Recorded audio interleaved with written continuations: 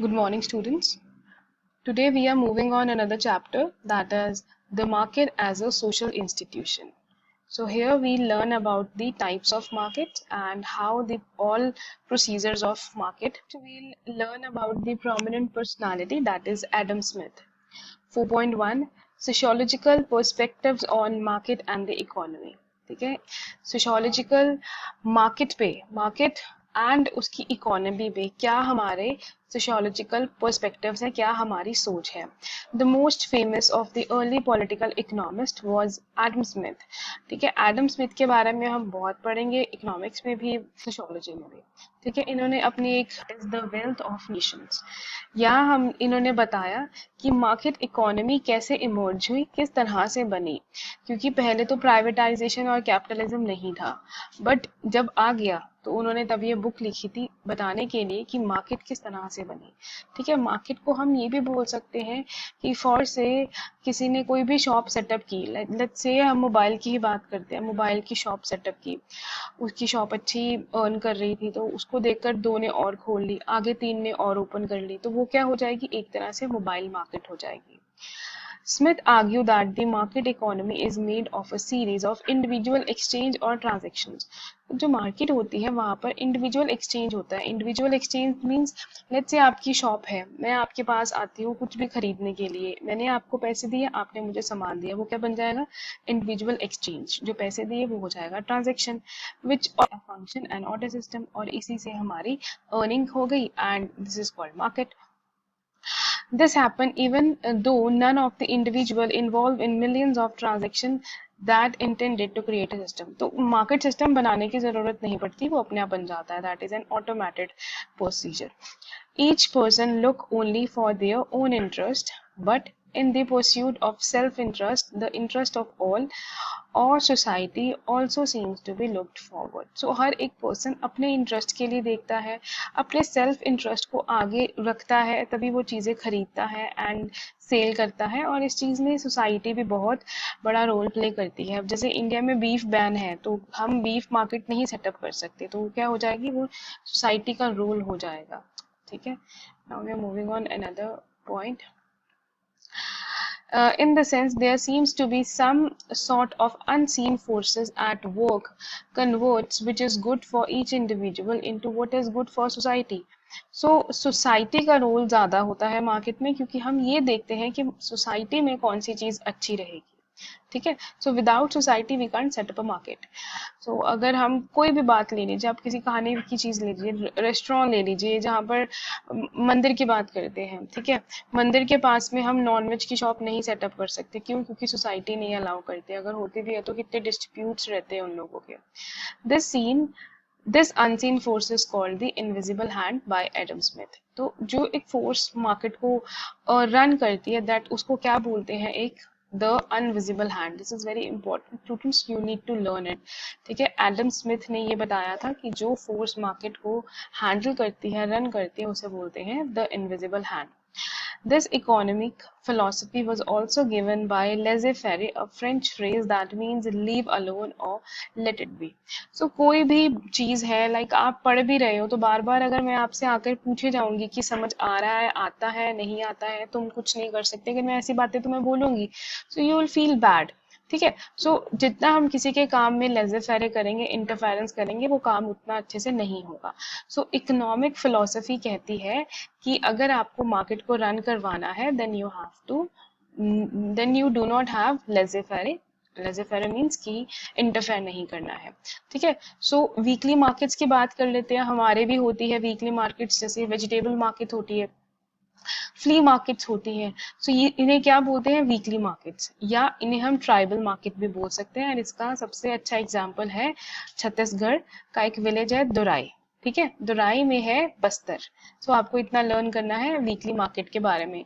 In the most agrarian और peasant societies around the world, periodic markets are a central feature of social and economical organization. So जो हमारी markets होती हैं वहाँ पर हमें कभी ना कभी कोई मिलता भी है तो हम बातचीत भी करते हैं, अपने बारे में भी बताते हैं. तो वो क्या हम करते हैं, हम सोशोलॉजिकली इंटरेक्ट कर रहे हैं. एंड जब हम we buy something, that is we are interacting economically. ठीक है। सो इन पीरियोडिकल मार्केट या हम इन्हें वीकली मार्केट्स भी बोल सकते हैं। तो यहाँ हम क्या करते हैं, गुड्स एंड सर्विसेज की एक्सचेंजिंग करते हैं, and secondly we have some social interaction there. Now let's read it out. Weekly market bring together people from surrounding villages who come to sell their agricultural और produce to buy manufacture goods. तो weekly markets में क्या होता है, दूर दूर से लोग आते हैं और अपने गुड्स एंड सर्विसेज को सेल करते हैं। ये ट्रेडर्स को अट्रैक्ट करते हैं, एंड यहाँ पे कोई भी हो सकता है, मनी लेंडर, एंटरटेनर, एस्ट्रोलॉजर, कोई भी पर्सन यहाँ आके काम कर सकता है, एंड कोई भी इनसे अपना सामान परचेज कर सकते हैं। यहाँ पे कोई रिस्ट्रिक्शन नहीं होती किसी को भी। So there is an example. The weekly hut is the common sight in rural and even in urban India. In hilly and forest areas, especially those inhabited by Adivasis, where settlement are far-flung roads and communication poor and the economic relatively underdeveloped, the weekly market is the major institution for the exchange of goods as well as for the social intercourse.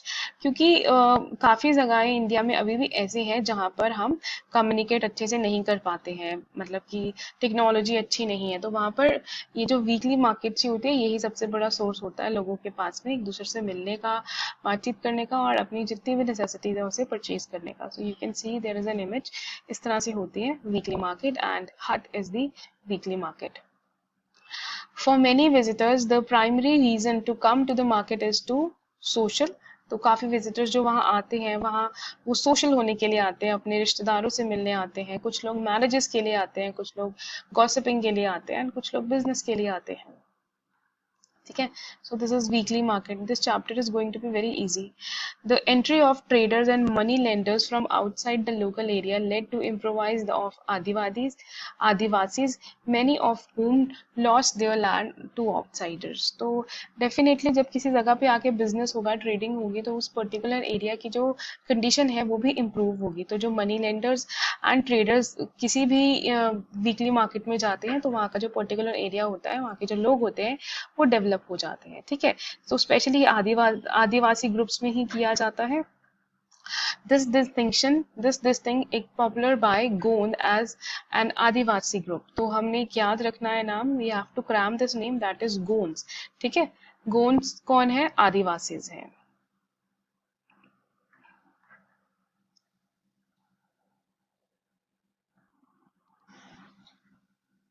For example, the layout of market symbolizes the hierarchical intergroup social relation in this region. So अभी इन markets में भी हम hierarchy देखते हैं कि upper and lower caste बहुत देखी जाती है। So जो भी लोग वहाँ पर काम करते हैं अपनी caste के according ही करते हैं। The wealth and high ranking Rajput jewelers and the middle class Hindu traders in their central zone and the tribal vegetable sellers in their outer circle. तो हर एक market में एक particular उनकी division बना दी जाती है, stratify कर देते हैं वो अपनी market को। जैसे कि जो higher class होते हैं वो अपना अलग बैठते हैं, मिडिल क्लास अलग, और जो लोअर कास्ट होते हैं वो तो बिल्कुल ही अलग। तो जो हायर क्लास में कौन आते हैं, राजपूत आते हैं, जो जूलर्स होते हैं। मिडिल क्लास लोग हिंदू ट्रेडर्स होंगे, एंड जो लोअर कास्ट होंगे वो वेजिटेबल और लोकल वेयरर्स होंगे। ठीक है। So now it is caste based markets and trading networks in pre colonial and colonial India. So caste based markets और किस तरह से इंडिया में ट्रेडिंग होती थी ब्रिटिशर्स के आने से पहले एंड ब्रिटिशर्स के आने के बाद। सो ब्रिटिशर्स के आने का हमें एक फ़ायदा हुआ है कि हमारे यहाँ इकोनॉमी डेवलप हो गई है, हमें काफ़ी चीज़ों के बारे में नॉलेज मिली है। ठीक है, नुकसान भी बहुत हुआ है, बट हमारी इकोनॉमी हमने कैसे अच्छे से रन करनी है हमें वो पता चल गया। हमें कैपिटलिज्म, प्राइवेटाइजेशन और प्रॉपर्टी ओनिंग सिस्टम, तो हमें ये सब चीज़ें आ गई हैं। ठीक है, अगर ब्रिटिशर्स ना आते तो मे भी शायद हमें इन सब चीज़ों के बारे में ना पता चलता। Under colonialism, in the early post-independence period, the penetration of economical money economy in local agrarian economics and their incorporation with wider networks of exchange was thought to have brought about radical social and economical changes in rural and urban societies. So, India का main काम क्या था? Main occupation of India was agriculture. ठीक है, जितने भी हमारे colonial and post colonial लोग हैं वो नॉर्मली एग्रेरियन फैमिली से ही बिलोंग करते हैं। सो एग्रीकल्चर लेकर आया इंडिया में business. Everybody, you are well aware of barter system. So barter system में क्या होता था, हम गुड्स एक्सचेंज करते थे। लाइक अगर मुझे राइस चाहिए, आपके पास राइस है, मेरे पास व्हीट है, what I do, I give you my wheat and ask you to give me your rice. So this thing is exchanging of goods is called barter system. So जब barter system abolish हुआ, उसके बाद में आया that commercial money economy of exchanging. So तब पैसे exchange होने लग गए। तो उस टाइम पे हमारी जो सोशल एंड इकोनॉमिकल चेंजेस आने लग गए थे रूरल एंड अर्बन सोसाइटीज में। ठीक है, जजमानी सिस्टम क्या होता है, हम इसको जे से भी लिख सकते हैं, वाई से भी लिख सकते हैं। It can be Jajmani या Yajman system was an economic system most notably found in villages of India in which lower classes performed various functions for upper caste and received grains or other goods in return. तो यहाँ पे जजमानी system क्या होता है, lower caste upper caste के लिए काम करती है ताकि अपर कास्ट उन्हें कुछ ना कुछ इन रिटर्न में दे उनकी सर्विस के लिए। ठीक है, बट ये हो गया बार्टर सिस्टम। ठीक है, क्योंकि कुछ ना वो उनकी मर्जी होती है अपर कास्ट की, उन्होंने की मनी देना था, वो मनी देते हैं, बिल्स देते हैं, या वो कोई गुड्स दे देते हैं। So that is up to them. And while various kind of non market exchanges, तो जजमानी सिस्टम को हम नॉन मार्केट एक्सचेंज बोलते हैं क्योंकि इसमें हम कुछ प्रॉफिट लॉस नहीं देखते हैं। And it is dependent on the upper caste personal that whether he want to pay or not, whether he want to give something or not. And while various kind of non-market exchange system did exist in many villages and regions, even during the pre-colonial period were incorporated into wider networks of exchange through which agriculture products and other goods circulates. तो jajmani system के through ही बाकी सब चीजें भी exchange हो जाती थी, circulate हो जाती थी, एंड इससे लोगों को भी थोड़ा इजी रहता था। सो इट इज नथिंग, ये जजमान सिस्टम काफी सारे विलेजेस में एग्जिस्ट कर रहा था, अब नहीं है क्योंकि people do not believe in this kind of thing, now everybody is educated that much. So it is not surprising that pre-colonial India had well-organized manufacturing centers as well as indigenous market groups, trading network and banking system that enabled trade to take place within India and between India and the rest world. So India is having everything before the Britishers. ठीक है, India में ये नहीं है कि Britishers ने आके सब कुछ सेटअप किया है। For instance an important instrument of exchange and credit was called hundi. So students, there is another name which you have to cram, hundi. Hundi क्या होता है, लाइक कि एक पेपर पे आपको लिख कर दे देते हैं कि आपने इतने पैसे किसी से लेने हैं या आपने दिए हैं, या like that paper is a form of a bill. ठीक है, सो उससे पता चलता है कि आपने एक क्रेडिट नोट जैसा होता है, ये आपने कुछ एक्सचेंज किया है, तो this is called hundi. Because trade look primary within the caste and kinship networks of these communities, a merchant in one part of country could issue hundi that would be honoured by merchant in another place. तो हुंडी हम exchange कर सकते थे, but ये normally लोग cast और kinship में ही करते थे।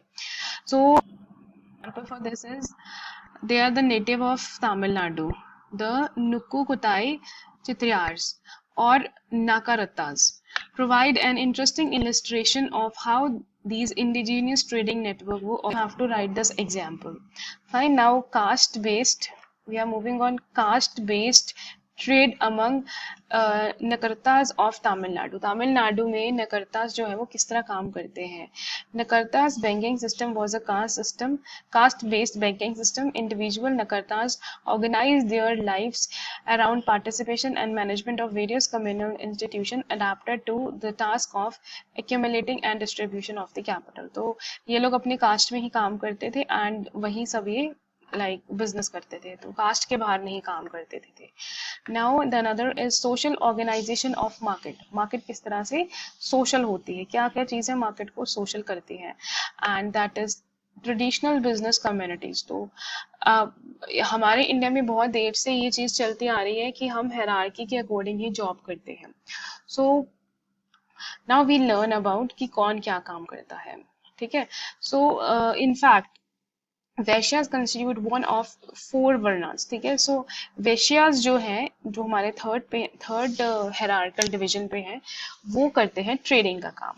And indication for importance of merchant end of trading for business in Indian society friends ancient times. तो एंशिएंट टाइम से ही वर्णास काम करते हुए आ रहे हैं, ट्रेडिंग का काम करते हैं, ठीक है। इसीलिए शायद उनको इतना अच्छा स्टेटस नहीं दिया गया, ठीक है। Such groups tend to acquire और claim Vaishya status in process of upward mobility. So अब ये जरूरी नहीं है कि वैश्या कम्युनिटी के ही लोग वो काम करेंगे जो वैश्या कम्युनिटी के लोग करते हैं।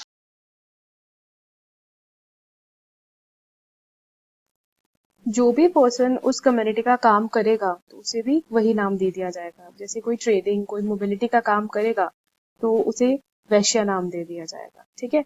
सच एज बनियाज इन नॉर्थ इंडिया, तो बनियाज कौन सी कैटेगरी में आते हैं? That is Vaishyas. The traditional business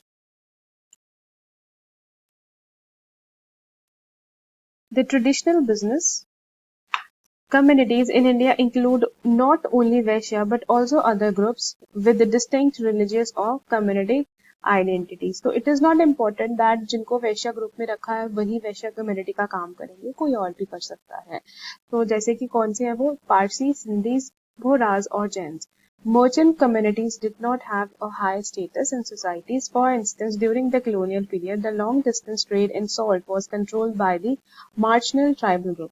इस वैश्या कम्युनिटी को इतना अच्छा स्टेटस नहीं दिया गया, हालांकि ट्रेडिंग बहुत अच्छी करते हैं ये, बट इनको उतना स्टेटस नहीं मिला। और इसका सबसे अच्छा हमारे पास एग्जाम्पल है जो सॉल्ट कलेक्टर्स थे ट्राइबल ग्रुप्स की, बंजारास जिन्हें कहा जाता है। In case the particular nature of community institution and ethos give a rise to different organization. One of the reason for caste-based specialization is that trade and commerce often operate through caste and kinship system network. So किसी भी market को caste base इसलिए कर देते हैं क्योंकि वहाँ पे कास्ट बेस और किनशिप नेटवर्क बहुत ज्यादा होता है। जैसे कि हम अपनी कास्ट पे बहुत ज्यादा ट्रस्ट करते हैं। जिस कम्युनिटी को मैं बिलोंग करती हूँ, डेफिनेटली अगर मेरे सामने वो कम्युनिटी का कोई भी पर्सन होगा जिसके साथ मुझे बिजनेस करना है तो मुझे उसके साथ अंडरस्टैंडिंग ऑलरेडी ही लगेगी। So that is why इस तरह मार्केट सेटअप होती है। Next is colonialism and the emerge of new market. The Malwaris became a successful marriage community. The Malwaris became a successful business communities only during the colonial period. So Malwaris ने बहुत अच्छा काम किया, but ये successful सिर्फ colonial period में ही हुए हैं, ठीक है। Then they took advantage of new opportunities in colonial sites such as the Calcuttas and settled through the countries to carry out trade and money lenders. So इन्होंने ही trading की है colonial period में और बहुत सक्सेसफुल रहे हैं, ठीक है। लाइक नकड़ा,